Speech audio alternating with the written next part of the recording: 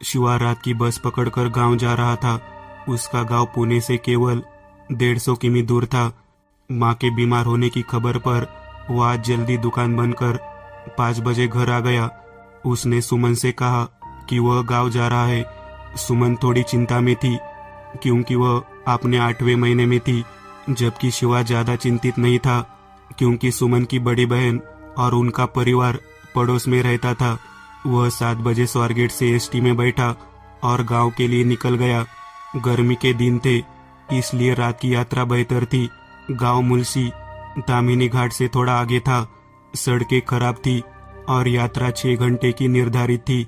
रात 2 बजे वह गांव के एसटी स्टैंड पर उतर गया और चलते चलते वो गांव में अपने घर के पास पहुंच गया। शिंदे का घर गांव में उसके घर के बगल में ही था। शिंदे मतलब बबन शिंदे, वो उसका बचपन का दोस्त है। इन दोनों की शादी लगभग पिछले साल ही हुई थी। शिवा घर के पास आया। बबन के घर के बाहर उसने बबन की पत्नी सुमति को आंगन में बैठे देखा। उसका ध्यान उस पर नहीं था, उसकी नजर शून्य पर थी। वह मन ही मन कुछ बुदबुदा रही थी। क्यों भाभी, आप अभी तक क्यों जाग रही हो? उसने उसे नजरअंदाज कर दिया तो वो भी बिना ज्यादा सोचे समझे अपने घर की ओर मुड़ गया। उसने दरवाजा खटखटाया। उसके बड़े भाई की पत्नी सरिता ने दरवाजा खोला। भैया, आप इस समय, चलो जल्दी से अंदर आ जाओ। उसने शिवा को घर के अंदर ले लिया और दरवाजा बंद कर लिया। भाई, ये कौन सा समय है आने का? क्यों भाभी, क्या हुआ? और माँ कैसी है? माँ अब ठीक है, तुम अपने हाथ पैर धो लो। शिवा बाथरूम में गया, हाथ पैर धोए और बाहर आया। भाभी उसके लिए रोटी सब्जी लेकर आई। जैसे ही वह खाना शुरू करने वाला था, उसे बाहर से किसी के रोने और विलाप करने की आवाज सुनाई दी। कौन रो रहा है भाभी? दरवाजा खोलकर देखो क्या? रुको, दरवाजा मत खोलना, ध्यान मत दो। क्यों, क्या हुआ? और वो बबन की पत्नी आंगन में ऐसे क्यों बैठी थी? जब मैंने उसे पूछा तो उसने कुछ नहीं बताया। कौन, सुमति? अरे भाई, वो तुम्हें कैसे दिखाई देगी?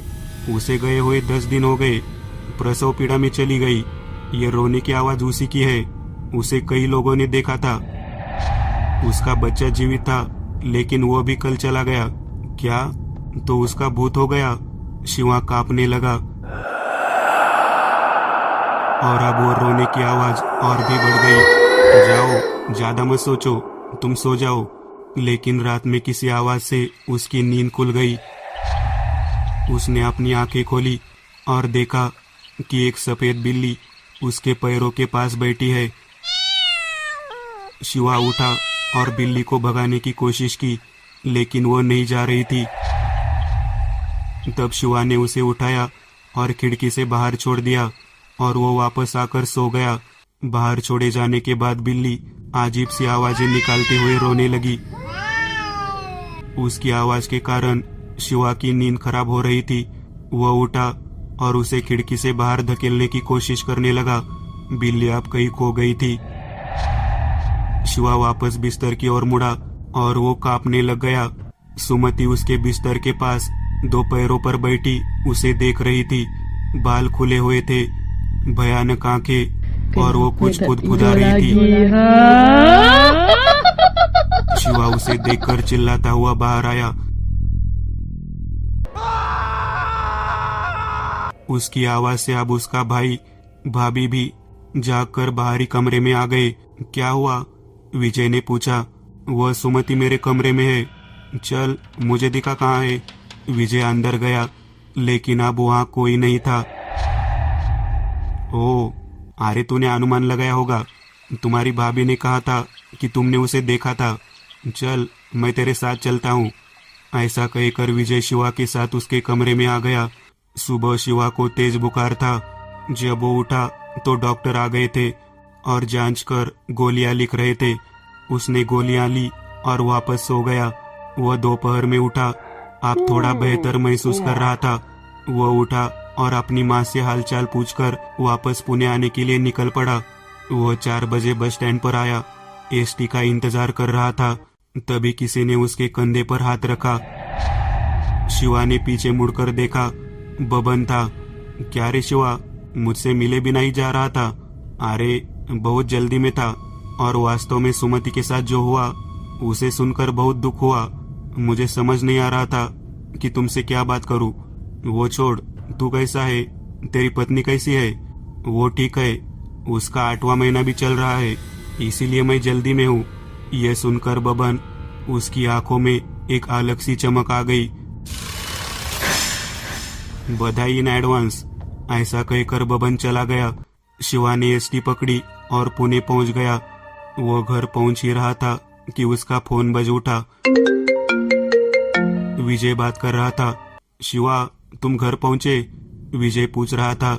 हाँ दादा, अभी पहुंचा। सब ठीक तो है ना? अरे बबन ने आत्महत्या कर ली। क्या? वो मुझे आज शाम को स्टैंड पर मिला, मैंने उससे बात की थी। यह संभव नहीं है शिवा, उसने कल दोपहर को खेत में एक पेड़ से लटक कर आत्महत्या कर ली। उसका शरीर कठोर हो रहा था, सड़ने लगा था। तो यह बबन नहीं था जिससे मेरी मुलाकात हुई। शिव ने सिर को हाथ लगाया। पहले से ही घर में सुमन की यह हालत, इस बीच ये अजीब घटनाएं उसने उसे इसीलिए नहीं बताया क्योंकि सुमन डर जाएगी। वो खाना खाकर सो गया। रात 3 बजे वो अचानक उठा और बाथरूम में चला गया। बाथरूम का दरवाजा बंद करने के बाद वह बिस्तर की ओर मुड़ा। उसने देखा कि बबन और सुमति सुमन के सिरहाने बैठे हैं। वो चिल्लाने ही वाला था, लेकिन उसके मुंह से कोई आवाज नहीं निकली, मानो उसकी जबान चली गई। उसका शरीर आकड़ गया। सुमति और बबन वह सोती हुई सुमन को विकृत नजरों से देख रहे थे। कुछ देर तक वह उसे देखते ही रहे और फिर सुमति और बबन बैठ गए और जोर जोर से चीखने चिल्लाने लगे। शिवा वो भयानक दृश्य देख रहा था। केवल वह ही उनकी आवाजें सुन सकता था क्योंकि सुमन गहरी नींद में थी और उसकी आंखों के सामने अंधेरा छा गया और वह गिर पड़ा। जब उसे होश आया तो वह बिस्तर पर था। सुमन उसके पास थी। क्यों जी, क्या हुआ? तुम बाथरूम के पास बेहोश होकर पड़े थे। कुछ नहीं, कुछ खास नहीं। शिवा ने उसे कुछ नहीं बताया। वह उठा और दुकान में चला गया। वो एक दर्जी की दुकान चलाता था। दोपहर 1 बजे वो खाना खाते समय घटी घटनाओं को याद कर रहा था। बबन और सुमति मेरे परिवार पर बुरी नजर क्यों डाल रहे हैं? मैंने क्या बिगाड़ा उनका? तभी उसका फोन बजा। सुमन की बहन का फोन था। भैया, सुमन को चक्कर आ रहा है, आप तुरंत आ जाओ। उसने तुरंत दुकान बंद की और चला गया। घर ज्यादा दूर नहीं था। जब वो घर आया, सुमन को होश आ चुका था, लेकिन कुछ बोल नहीं रही थी, बहुत डरी हुई थी। सुमन, बताओ क्या हुआ? तुम काम पर गए थे और मैं टीवी देख रही थी। तभी एक महिला आई। उसने कहा कि वह तुम्हारे गांव से आई है। मैंने उसे अंदर बैठाया। उसने कहा मुझे पानी दो। मैं पानी लेकर बाहर आई तो वो अकेली नहीं थी, उसके साथ एक आदमी भी था। वे दोनों यही बैठे थे। वो अपने बाल खुले करके बैठी थी और वो अपनी छाती पर हाथ रखकर रो रहा था। मैंने डर कर उनसे पूछा कि क्या हुआ, तो उसने कहा कि हमारा बच्चा चला गया, अब हम तुम्हारे बच्चे को ले जाएंगे। वह धीरे धीरे मेरी ओर चलने लगी। मैं भागने लगी तो उसने मेरे बाल पकड़कर खींच लिया। मेरा सिर दीवार से टकराया और मैं बेहोश हो गई। वे कौन थे? ऐसा क्यों कर रहे थे? सुमन ने सुनाई वो खौफनाक कहानी। शिवा ने अभी तक सुमन को कुछ नहीं बताया, लेकिन उसने तय किया कि अब उसे यह बात विजय को बतानी चाहिए। गांव के साधु उसे कुछ बताएंगे। रात हो चुकी थी। शिवा टेंशन में था। कुछ समय बाद उसकी आंख लग गई। रात में उसकी नींद खुली। सुमन वहां नहीं थी। वो डर गया और चिल्लाया, सुमन, तुम कहाँ हो? वो उसे देखने अंदर के कमरे में गया। सामने का दृश्य भयावह था। सुमन रसोई के बीच में बैठी थी। उसके सामने सुमति अपने बाल खुले छोड़कर कुछ बड़बड़ा रही थी और बबन छिपकली की तरह रसोई की छत से चिपका हुआ था, नीचे देख रहा था और मुस्कुरा रहा था। शिवा डर के मारे चिल्लाया, लेकिन किसी पर कोई असर नहीं हुआ। बबन नीचे आया और वो और सुमति दोनों उलट पुलट कर हंसने लगे। शिवा की आवाज पर सुमन की बहन और उसका पति बाहर आए और दरवाजा खटखटाने लगे। शिवा ने हिम्मत करके दरवाजा खोला और किचन की तरफ इशारा करके कांपने लगा। जब वे अंदर गए तो वहां कोई नहीं था, केवल सुमन शून्य में ताकती बैठी थी। अब वे उसे बाहर ले आए। शिवा ने उन्हें बताया कि गांव के पास क्या हुआ था।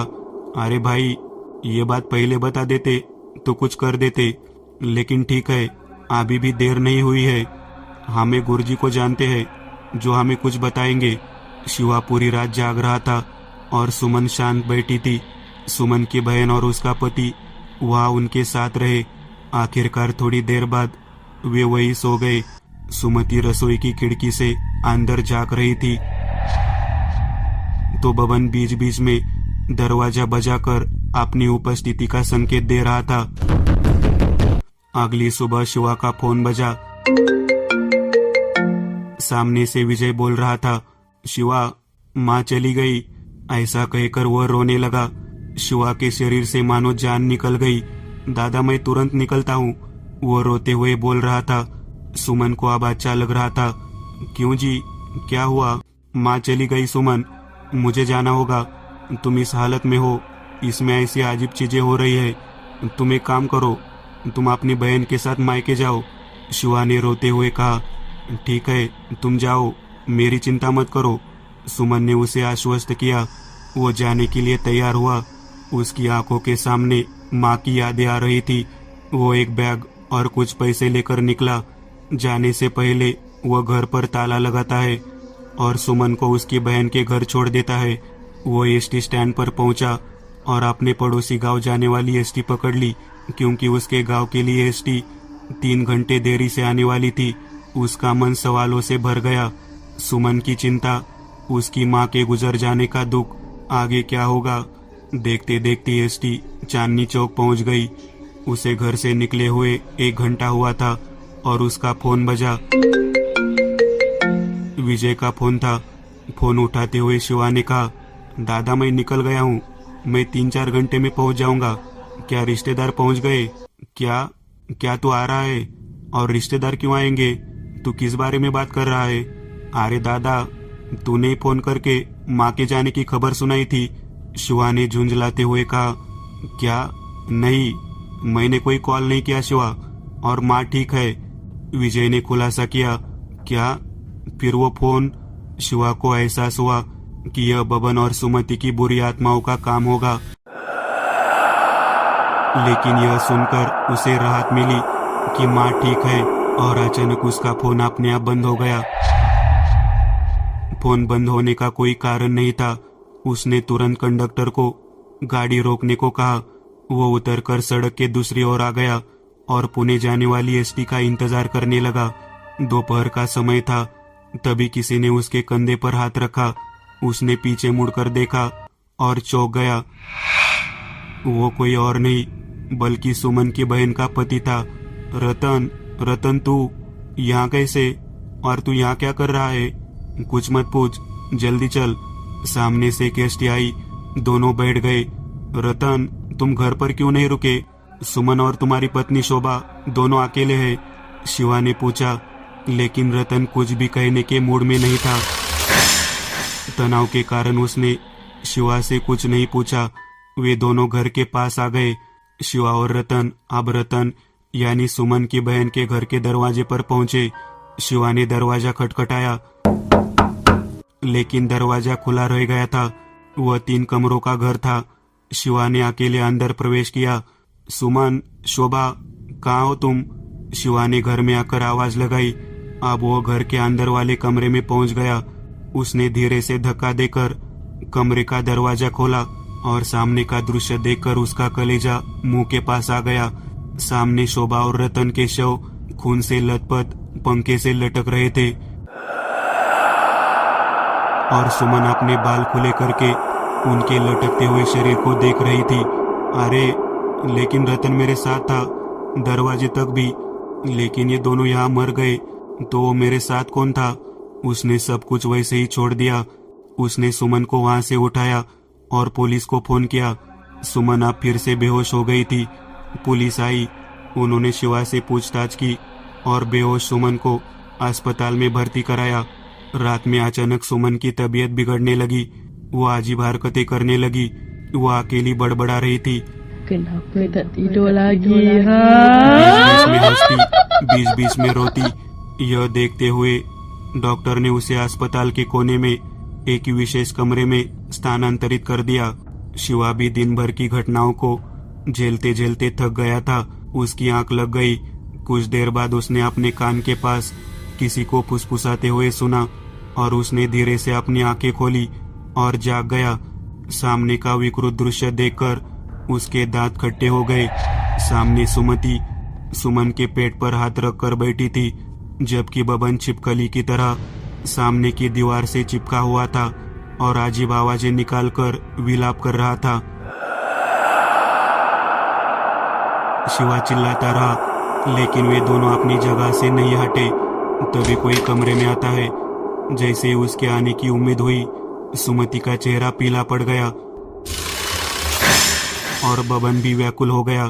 वो बिल्कुल साधारण सा दिखने वाला जवान लड़का था। चेहरे पर तेज, शरीर पर खादी कुर्ता और सफेद धोती, माथे पर चंदन का टीका, गले में रुद्राक्ष की माला। कमरे में घुसते ही सुमति और बबन खिड़की से गायब हो गए। शिवा सब देखता रह गया। नमस्कार, मैं रामदास हूँ, आचार्य काशीनाथ गुरुजी का शिष्य। सुबह शोभा और रतन आए थे, लेकिन गुरुजी बाहर गांव गए हुए थे। हम शाम को आने वाले थे, लेकिन पहले ही रतन और शोभा के बारे में सुनकर बहुत दुख हुआ। फिर मुझे ऐसा लगा कि कोई अनहोनी होने से पहले मुझे एक बार आकर देख लेना चाहिए। अब आप आ गए तो हम बच गए, लेकिन ये सब क्यों हो रहा है? शिवा हताश होकर पूछ रहा था। अब यह कहना मुश्किल है, लेकिन एक निश्चित बात यह है कि सुमन और आपका अजन्मा बच्चा ठीक होंगे। कल शाम से अमावस शुरू हो रही है, उससे पहले हमें कुछ करना होगा, वरना सब कुछ सामने आ जाएगा। क्योंकि अमावस के दौरान इस काली आत्मा की ताकत चौगुनी हो जाती है। हमें वहां जाना होगा जहां से यह सब शुरू हुआ। मुझे शुरू से सब कुछ बताओ। शिवा ने एक एक करके सारी घटनाएं बताई। तुम कुछ छिपा तो नहीं रहे हो? नहीं, मैं क्या छुपाऊंगा। खैर चलो यहाँ से, हम अभी अपनी कार से आपके गांव जा रहे हैं। लेकिन सुमन, उन्हें यही हमारे आश्रम में रख दो। उस पवित्र स्थान पर कोई कुछ नहीं कर सकता। वहाँ बहुत सारी साध्वी शिष्याएं हैं। सुमन उनके साथ सुरक्षित रहेंगी। परिणाम स्वरूप वे सुमन को आश्रम ले गए और उसे वही छोड़ दिया। शिवा, रामदास और 3 अन्य शिष्य एक कार में शिव के गांव के लिए रवाना हुए। तामिनी घाट शुरू होते ही माहौल एकदम बदल गया। सड़क खराब होने के कारण कार थोड़ी धीमी चल रही थी। अचानक शिव ने देखा कि सड़क के किनारे एक पेड़ पर 2 लाशें लटकी हुई है। वो कोई और नहीं बल्कि रतन और शोभा थे। वो शिवा को बहुत गुस्से से देख रहे थे। शिवा को पसीना आता देख रामदास ने उन्हें प्रोत्साहित किया। चिंता मत करो, हम सब ठीक कर देंगे। लेकिन रामदास को वहां कोई नहीं दिखा। थोड़ा आगे जाने पर बीच सड़क पर एक काली बिल्ली लटपटाती नजर आई। लेकिन रामदास ने अपने शिष्यों को बिना रुके गाड़ी चलाने को कहा। जैसे ही कार पास आई, बिल्ली एक तरफ कूद गई और सड़क से हट गई। लेकिन पीछे मुड़कर देखा तो आसपास कहीं नजर नहीं आई। आखिरकार वे अब गांव पहुंच गए। गांव पहुंचकर वे सीधे बबन के घर के आंगन में जाकर रुके। वहां जाकर रामदास ने अपने शिष्यों को कुछ निर्देश दिए और वे उस स्थान की सफाई कर यज्ञ कुंड तैयार करने लगे। उन्होंने एक यज्ञ कुंड तैयार किया। अब विजय और उसकी पत्नी वहां आए। वे यह सब देख रहे थे। अब रामदास कुंड के पास बैठ गए, मंत्रों का जाप करने लगे और अग्नि प्रकट की। मंत्र का जाप करते हुए वह गहरी समाधि में चले गए। वह लगभग आधे घंटे तक अचेतन स्थिति में रहे और आधे घंटे के बाद उन्होंने अपनी आंखें खोली। इन दोनों के साथ बहुत बुरा हुआ है। मुझे नहीं पता कि यह किसने किया, लेकिन हमें पता चल जाएगा। उन्होंने शिव से उस कुंड के पास बैठने को कहा। उसके चारों ओर पवित्र जल छिड़क कर एक घेरा बनाया गया। शिवा, अब इस घेरे से बाहर नहीं जाना, चाहे कुछ भी हो। रामदास ने अब राक्षस वध अनुष्ठान प्रारंभ किया।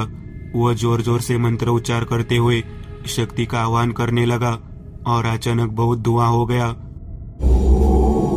पड़ोस में भी दिखाई नहीं दे रहा था। शिव की आंखें धू धू कर जल रही थी। वह अपनी आंखें मलने लगा और इतने में उसने अखाड़े के बाहर सुमन को देखा। उसका पेट बहुत सूजा हुआ था। उसके मुंह से खून की धार निकल रही थी। आंखें अंदर धसी हुई थी। हाथ पैर सूख गए थे और उसके हाथ में एक तेज चाकू था और उसने चाकू की नोक अपने पेट पर रख ली और वो शिवा की ओर देखकर तिरछी नजर से मुस्कुरा रही थी। सुमन, रुको, तुम क्या कर रही हो? शिवा चिल्लाया। रुको शिवा, वह सुमन नहीं है, वह तुम्हें इस अखाड़े से बाहर निकालने की एक चाल है, रामदास ने कहा। उसने एक मंत्र का जाप किया और एक ऊद उस पर फूंकी और एक पल में वो एक बिल्ली में बदल गई। बिल्ली भयानक आवाज करती हुई चली गई और गायब हो गई। कुछ ही समय में अनुष्ठान अच्छी तरह से चल रहा था। इस बीच बबन और सुमति पास खड़े नजर आए। सुमति घेरे में उतरना चाह रही थी, लेकिन वह नहीं उतर सकी। वह शिवा की ओर देखकर उसे गालियां दे रही थी और उसे कोस रही थी, मानो वो उसके प्राण लेना चाहती हो। बबन चीखता रहा, रोता रहा, लेकिन अनुष्ठान जारी रहा। अब रामदास अनुष्ठान के दूसरे भाग में थे। उन्होंने उन दोनों पर मंत्र के रूप में एक ऊदी डाली और वे दोनों वही स्थिर हो गए। उनकी आवाजें बंद हो गई, लेकिन अगले ही पल बारिश शुरू हो गई। बारिश के पानी में खून मिल गया। पूरी जमीन लाल हो गई और घेरा खत्म हो गया। सुमति ने शिव पर छलांग मारी। बबन और सुमति ने कुछ ही देर में अपने नुकीले नाखून उसके पेट में गड़ा दिए। वह पीड़ा से चिल्लाया और कुछ ही क्षणों में मर गया। सुमति और बबन अब विकृत रूप से मुस्कुरा रहे थे। आखिरकार हमारा बदला पूरा हुआ, ऐसा कहकर वे जोर जोर से हंस रहे थे और कुछ ही क्षणों में शिवा की आत्मा शरीर से बाहर आ गई। वह रो रहा था, पश्चाताप से जल रहा था। रामदास हताश हो गए। उन्होंने अब सुमति से पूछा, तुमने ऐसा क्यों किया? तुम्हें क्या मिला? बदला? इसी ने हमारी खुशियों में जहर घोल दिया। आप तो सच बता, सुमति ने कहा। शिव कहने लगा, सुमति मुझे माफ कर दे, मैं तेरा अपराधी हूँ। सुमति और मैं एक दूसरे को पहले से जानते थे। हम प्यार में थे, लेकिन उसकी शादी बबन से हो गई और मेरी शादी सुमन से हो गई। लेकिन उसके बाद भी हमारा रिश्ता बन गया। बबन कभी पिता नहीं बन सकता था, ये तो उसे पता था। मेरी वजह से सुमन पेट से थी। बबन को पता था कि सुमति के एक्स्ट्रा अफेयर्स है, लेकिन वो यह नहीं जानता था कि वह मैं हूँ। मुझे बख्श दो। आप सुमति ने बोलना शुरू किया। अपने प्रसव के दिन मैंने बबन को यह कहानी सुनाई। वह जान देने लगा, लेकिन उससे पहले ही मैंने खुद को मार डाला। मेरा बच्चा भी चला गया। बबन ने आत्महत्या कर ली और यह हत्यारा ऐसे जी रहा था जैसे कुछ हुआ ही नहीं। आज मेरा बदला पूरा हो गया। अब हम दोनों आजाद हो जाएंगे और ये नर्क भुगतना पड़ेगा। रामदास सब सुन रहा था, लेकिन आखिरकार न्याय हुआ।